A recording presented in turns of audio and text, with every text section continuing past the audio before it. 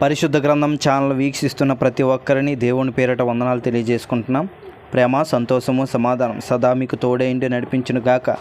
నిన్నటి దినాన యోబు గ్రంథము 16వ అధ్యాయం చదువుకున్నాం. ఈరోజు యోబు గ్రంథము 17వ అధ్యాయం చదువుకున్నాం. నా ప్రాణము సమసిపోయెను, నా దినములు తీరెను, సమాధి నా నిమిత్తము సిద్ధమై ఉన్నది. ఎగతాళి చెయ్యవారు నా యొద్ద చేరియున్నారు, వారు పుట్టించు వివాదములు నా కనులకు ఎదురుగానున్నవి. ఏర్పాటు చేయుము, దయచేసి నా నిమిత్తము నీ అంతట నీవే పోటపడుము.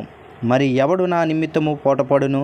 నీవు వారి హృదయమునకు జ్ఞానము మరుగు చేసితివి, కావున నీవు వారిని హెచ్చింపవు.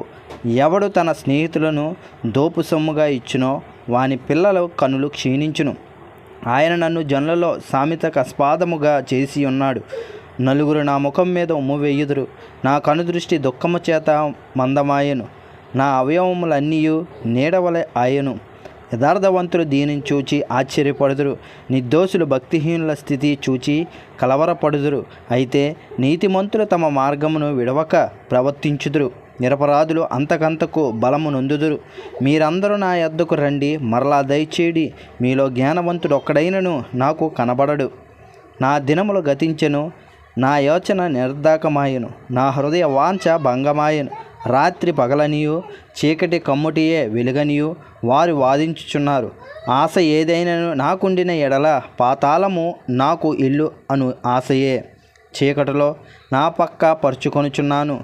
నీవు నాకు తండ్రివని గోతితోనూ, నీవు నాకు తల్లివని చెల్లవని పురుగుతోనూ నేను మనవి చేయుచున్నాను. నాకు నిరీక్షణ ఆధారమేది? నా నిరీక్షణ ఎవరికి కనబడును?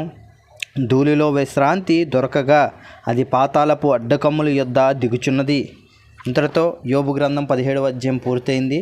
రేపటి దినాన్న యోబు గ్రంథము 18వ అధ్యాయం చదువుకుందాం. ప్రేమ, సంతోషము, సమాధానం సదా మీకు తోడేంటి నడిపించునుగాక. ఆమెన్.